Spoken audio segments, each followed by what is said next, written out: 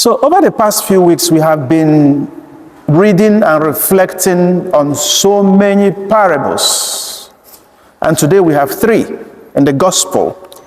But I would like us to focus more on the first reading of today, that famous story about Solomon. The proposal that God made. God said, "What would you want me to do for you?" If you were asked that question today, what would be your response or responses? What would you want me to do for you? That's God asking. So in the story of Solomon, we see that wisdom is revealed not just in the self-knowledge or in the self-sufficiency of a very powerful king, but in something that is somehow hidden in today's first reading. And I would like you to listen to it again, what Solomon said. Solomon said, "O Lord my God, you have made your servant king in place of my father David, although I am but a little child." So, he wasn't a minor, mind you. He wasn't a minor when he made this statement. He was a full-grown man, an adult. And then, he says, "I do not know how to go out or come in." So that phrase, "I do not know," very important. So his wisdom is revealed not in his self-knowledge, although he was not ignorant, not in self-sufficiency, because he had a lot of wealth, but in his not knowing how to rule, how to guide, how to go out, how to come in.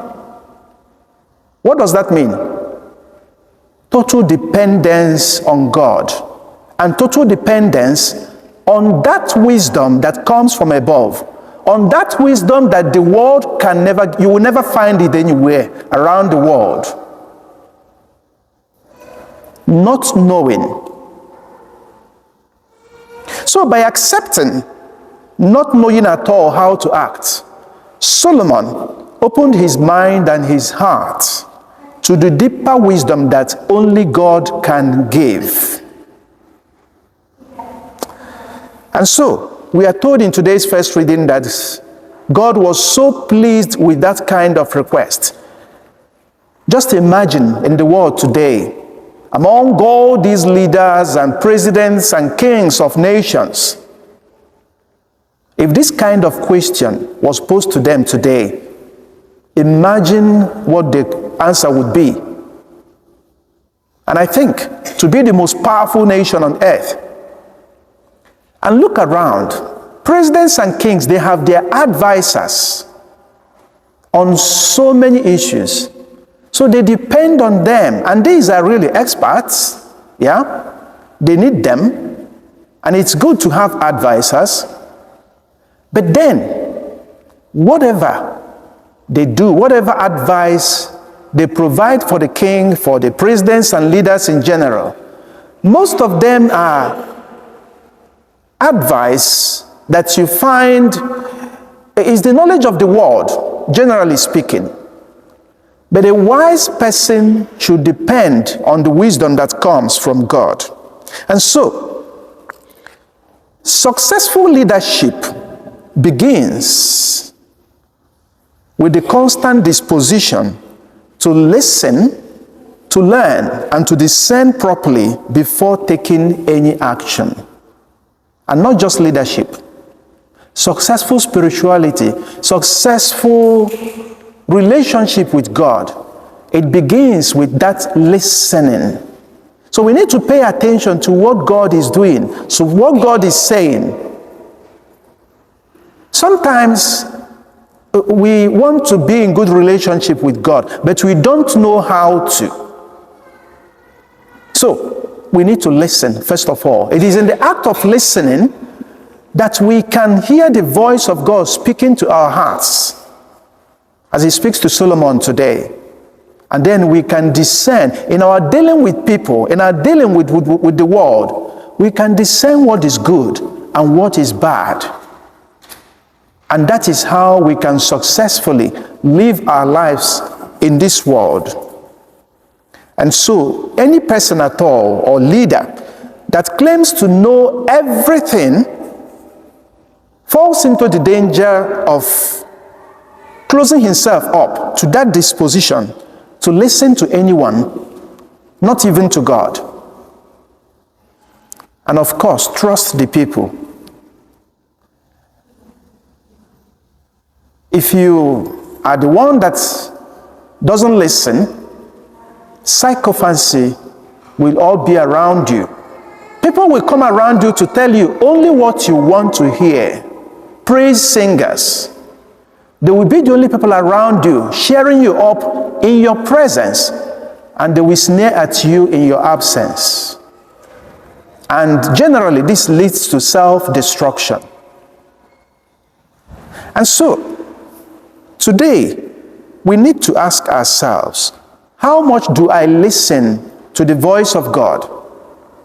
But apart from God, how much do I listen to the voice of others? Because God can also speak through the voices of people around us, through events and circumstances around us. Sometimes, as I have seen in some cultures, there are people for whom their wives or any female gender, whatever they say, they don't matter. She's a woman. She has absolutely nothing to offer. And so that is a way we lose, it may be having from them what God wants to communicate to us through them. Maybe you have got a husband too, and perhaps from your assessment you think he has got a very low IQ. And then you close your heart, you close your ears, you don't listen. That way you lose a lot. The same way, to anybody around us whom we think has nothing to offer. If we close our minds, if we don't dispose ourselves to listen, then we lose. Absolute trust in one's self-sufficiency can also lead us to arrogance. But Solomon, in his wisdom, avoided all of this today. And that is why God endowed him with the great and unquantifiable blessings. And he acquired that wisdom with which to lead his people. Do you want to be wise? Remember and tell God in your prayers, I don't know. I do not know how to lead. I do not know how to guide. Please help me. And then listen. Remember also that God does not only speak directly. God can speak through the church. God can speak through your hearts, through the promptings of His Spirit in your heart. He can also speak through a friend, through events and circumstances. Listen to His voice, but above all, pray to discern what is good, what is bad, what is right, and what is wrong. Let us ask the Spirit of God today and always to help us in making these good choices.